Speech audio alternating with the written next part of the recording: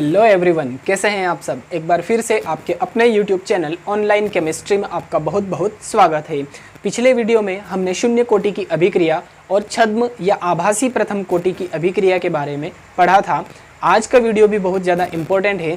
इस वीडियो में हम पढ़ने वाले हैं दर स्थिरांक और साथ ही विभिन्न कोटि की अभिक्रियाओं के लिए किस प्रकार से दर स्थिरांक की इकाई ज्ञात की जाती है। ठीक है, तो वीडियो बहुत ही ज़्यादा इम्पोर्टेंट है। इस टॉपिक में से आपकी एग्ज़ाम में बहुत कुछ आ सकता है।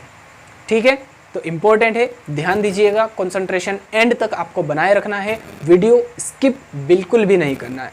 ठीक है, और अगर आप वीडियो स्किप करेंगे तो हो सकता है कि इस क्वेश्चन का इम्पोर्टेंट जो पार्ट है वो छूट जाए, है ना, आप उससे वंचित रह जाए। ऐसा नहीं करना है अपने को। ठीक है, तो चलिए देख लेते हैं दर स्थिरांक की परिभाषा।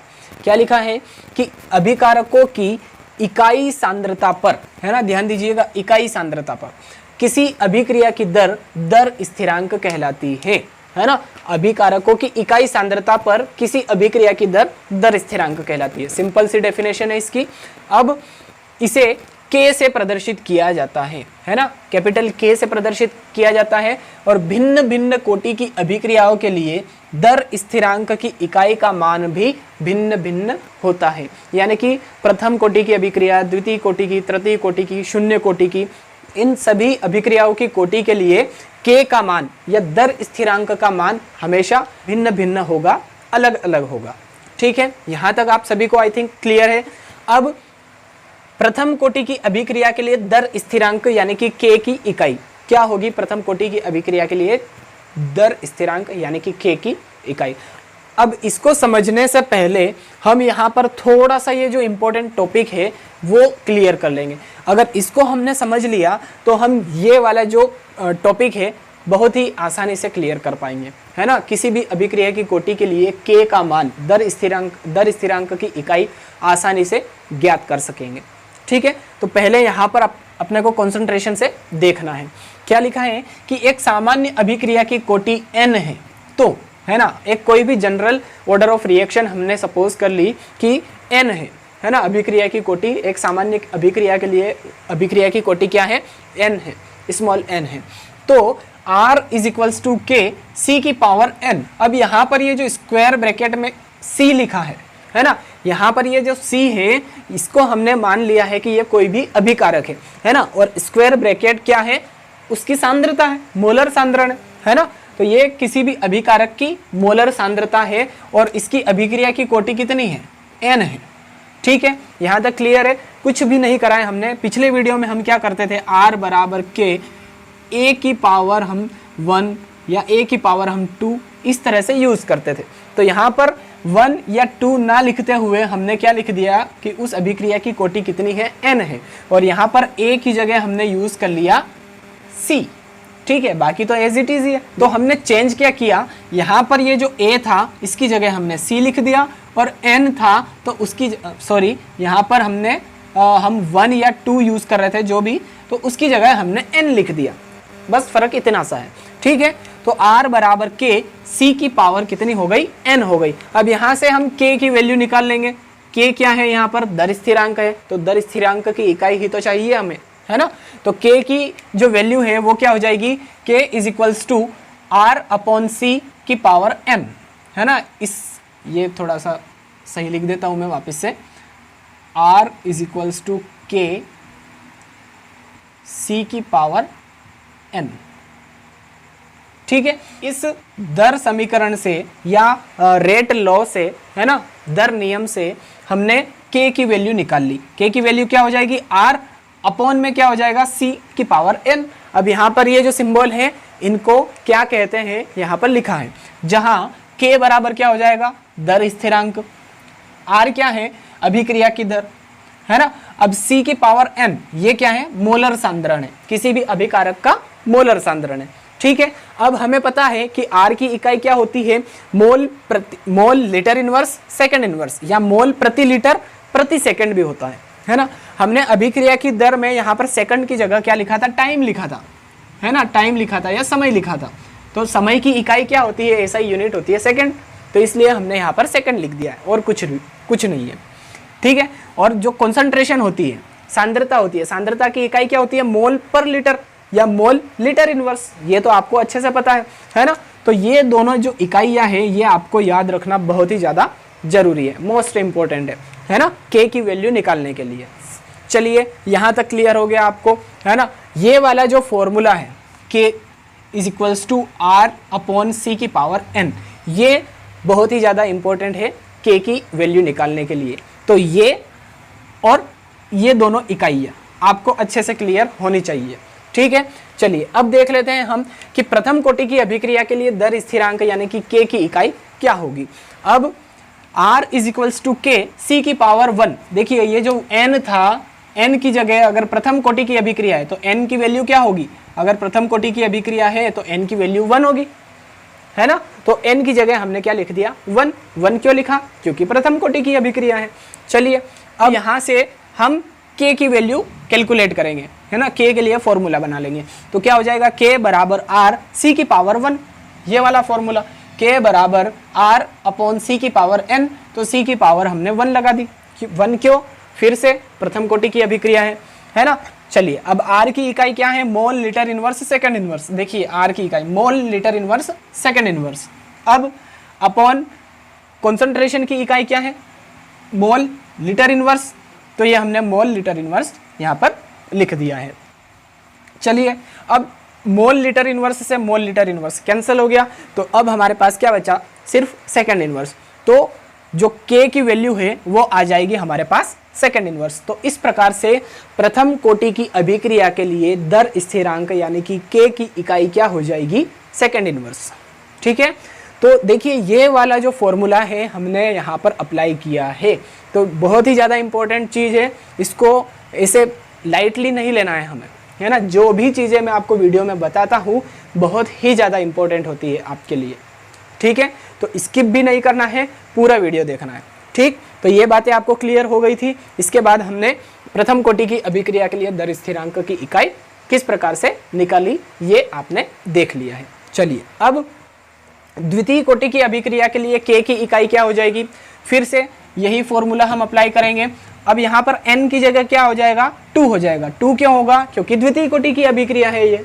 अब r is equals to k, c की पावर क्या हो जाएगी, 2, ठीक। अब यहाँ से फिर k की वैल्यू निकाल लेंगे, k के लिए फॉर्मूला निकाल लेंगे, तो k बराबर r ऊपर और c की पावर 2 नीचे चला जाएगा, ठीक। तो वापस से r का फॉर्मूला क्या होता है, mole litre inverse second inverse, है ना, ये वाला फॉर्मूला, फिर अपॉन c की पावर 2, है ना। तो c यानी कि कॉन्सेंट्रेशन की इकाई क्या होती है, मोल लीटर इनवर्स, तो मोल लीटर इनवर्स की पावर कितनी हो जाएगी, 2 हो जाएगी। अब एक मोल लीटर इनवर्स से यहाँ पर ये जो नीचे एक मोल लीटर इनवर्स है ये कैंसिल हो जाएगा, ठीक है। तो अब हमारे पास क्या बचा, सेकंड इनवर्स ये, और एक मोल लीटर इनवर्स और बचा है, ठीक है। तो हमारे पास बचा second inverse upon mole litre inverse. तो यहाँ से हमारे पास जो फाइनल k की वैल्यू है ना, सेकंड ऑर्डर रिएक्शन के लिए, द्वितीय कोटि की अभिक्रिया के लिए, वो क्या हो जाएगी, मोल इनवर्स, जब ये मोल अपॉन के ऊपर जाएगा तो इनवर्स हो जाएगा, ठीक है। तो मोल इनवर्स हो गया, लीटर इनवर्स जब अपॉन के ऊपर जाएगा तो क्या हो जाएगा, लीटर हो जाएगा। देखिए ये इनवर्स वाला जो फंडा है आपको आई थिंक अच्छे से क्लियर है ना। अगर बटे में है और इनवर्स में है तो ऊपर जाके इनवर्स खत्म, है ना, इनवर्स में नहीं रहेगा। और अगर नीचे सिर्फ लीटर है, इनवर्स नहीं है, तो ऊपर जाकर क्या हो जाएगा, लीटर इनवर्स हो जाएगा, ठीक है, एक दूसरे का अपोजिट हो जाएगा। तो यहाँ पर लीटर इनवर्स था तो ऊपर जाके क्या हो गया, सिर्फ लीटर, ठीक। अब second inverse as it is रहेगा, ये रहा सेकंड इनवर्स। तो सेकंड ऑर्डर रिएक्शन के लिए रेट कांस्टेंट यानी कि दर स्थिरांक k की इकाई क्या हो जाएगी, mole inverse litre second inverse, ठीक है। तो प्रथम कोटि की अभिक्रिया और द्वितीय कोटि की अभिक्रिया के लिए दर स्थिरांक की इकाई किस प्रकार से हमने ज्ञात की, ये आपको बहुत ही बढ़िया तरीके से आई थिंक क्लियर हो चुका है, ठीक है। अगर वीडियो अच्छा लग रहा है आपको तो वीडियो को लाइक जरूर कर दीजिएगा। तो चलिए अब देख लेते हैं तृतीय कोटि की अभिक्रिया के लिए k की इकाई किस प्रकार से हम ज्ञात करेंगे।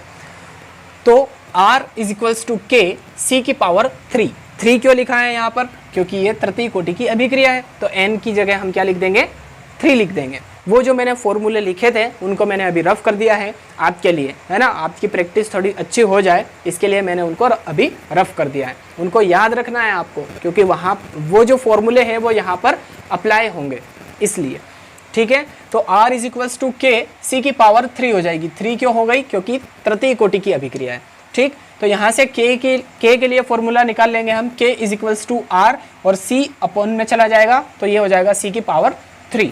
अब R की जो इकाई थी, यूनिट थी, वो क्या थी? Mole litre inverse second inverse. और कॉन्सेंट्रेशन की, सांद्रता की इकाई क्या थी? मोल लीटर इनवर्स, है ना। तो मोल लीटर इनवर्स की पावर कितनी हो जाएगी? 3 हो जाएगी, है ना, 3, क्योंकि n की वैल्यू 3 है यहाँ पे, तृतीय कोटि की अभिक्रिया है। तो 1 मोल लीटर इनवर्स से यहाँ पर 1 मोल लीटर इनवर्स कैंसिल हो जाएगा, तो बचा कितना हमारे पास? यहाँ पर मोल लीटर इनवर्स 2 टाइम्स बचा है, ठीक है। तो ऊपर एज इट इज रहेगा सेकंड इनवर्स और अपन में मोल लीटर इनवर्स की पावर कितनी हो जाएगी? 2, क्योंकि 1 तो पहले कैंसिल हो चुका है इसलिए 2 बचे हमारे पास। अब ये मोल जब ऊपर जाएगा तो इनवर्स में हो जाएगा, तो मोल इनवर्स हो गया। अब लीटर इनवर्स में था, है ना, तो ऊपर जाके क्या हो जाएगा? लीटर स्क्वायर हो जाएगा, है ना, क्योंकि पावर में 2 लिखा है, तो लीटर स्क्वायर हो गया। अब सेकंड इनवर्स जो था एज इट इज ही रहेगा, क्योंकि ऊपर है तो ऊपर ही है अभी भी, है ना। तो ये K की इकाई हो गई तृतीय कोटि की अभिक्रिया के लिए, थर्ड ऑर्डर रिएक्शन के लिए रेट कांस्टेंट या K की इकाई या यूनिट हो गई mole inverse litre square second inverse, ठीक है। एक एक चीज़ मैंने आपको अच्छे से क्लियर करवा दी है ना। वीडियो को लाइक किए बिना आपको जाना नहीं है। और एक बात, आप जब वीडियो देखते हैं, जिन्होंने मेरा चैनल सब्सक्राइब नहीं किया है वो वीडियो तो देख रहे हैं लेकिन चैनल को सब्सक्राइब नहीं कर रहे हैं। अब ये ऐसा क्यों हो रहा है मुझे नहीं पता, शायद आपको मेरी मेहनत पसंद नहीं आ रही है ना। इतनी मेहनत तो आपके लिए मैं कर रहा हूँ, बिल्कुल ईजी वे में आपको समझाने की कोशिश कर रहा हूँ, लेकिन फिर भी आप वीडियो देखने के बाद में चैनल को सब्सक्राइब नहीं कर रहे हैं तो थोड़ा सा बुरा महसूस हो रहा है मुझे, ठीक है। तो प्लीज़ यार चैनल को सब्सक्राइब ज़रूर कर लीजिए, आप वीडियो देखिए और चैनल को सब्सक्राइब कर लीजिए, ठीक है। चलिए, तो तृतीय कोटि की अभिक्रिया के लिए रेट कांस्टेंट की यूनिट जो है वो हो जाएगी mole inverse litre square second inverse, है ना। अब शून्य कोटि की अभिक्रिया के लिए K की इकाई या दर स्थिरांक की इकाई, तो फिर से n की जगह हम क्या लिख देंगे? 0 लिख देंगे। यहाँ पर n की जगह हमने क्या लिखा था? 3 लिखा था। क्यों लिखा था? क्योंकि तृतीय कोटि की अभिक्रिया थी और यहाँ पर शून्य कोटि की अभिक्रिया है, तो n की जगह हम 0 लिख देंगे। सिंपल सी बात है ना। तो फिर से फॉर्मूला हमने अप्लाई किया, R इज इक्वल्स टू के, C की पावर क्या हो जाएगी? 0 हो जाएगी, क्योंकि 0 ऑर्डर रिएक्शन है। अब यहाँ से K की वैल्यू निकाल लेंगे। K का formula K is equals to R, C की पावर 0 कहाँ पर चला जाएगी? नीचे चली जाएगी, ठीक है। तो ये हो जाएगा, R की जो यूनिट होती है वो हो जाएगी mole litre inverse second inverse. और चूंकि कॉन्सेंट्रेशन की जो पावर है ना, C की पावर क्या है? 0, तो 0 हम लिखेंगे नहीं, है ना। तो इसकी जो फाइनल एग्जैक्ट K की वैल्यू हो जाएगी, K की यूनिट हो जाएगी, वो हो जाएगी mole litre inverse second inverse, है ना। K की वैल्यू क्या, K की यूनिट क्या हो गई? Mole litre inverse second inverse. तो 0 ऑर्डर रिएक्शन के लिए K की यूनिट वही रहेगी जो रेट ऑफ रिएक्शन की होती है, अभिक्रिया की दर की होती है। तो आई थिंक आपको दर स्थिरांक की परिभाषा, साथ ही प्रथम, द्वितीय, तृतीय और शून्य कोटि की अभिक्रिया के लिए दर स्थिरांक यानी कि K की इकाई किस प्रकार से ज्ञात करते हैं, ये आपको अच्छे से क्लियर हो चुका है। तो आई थिंक वीडियो आपको बहुत ही अच्छी लगी होगी, पसंद आई होगी। अगर आपको वीडियो अच्छी लगी है तो प्लीज़ वीडियो को लाइक ज़रूर कर दीजिए, अपने दूसरे फ्रेंड्स के साथ में भी इसे अधिक से अधिक शेयर कर दीजिए। और अगर आप पहली बार इस चैनल पर आए हैं और वीडियो देख रहे हैं तो प्लीज़ चैनल को सब्सक्राइब करके बेल आइकन भी ज़रूर प्रेस कर दीजिए, ताकि इसी प्रकार के वीडियोज़ आप तक जल्दी से जल्दी पहुँच सके, ठीक है। तो चलिए मिलते हैं अब नेक्स्ट वीडियो में, तब तक के लिए थैंक यू सो मच। जय हिंद।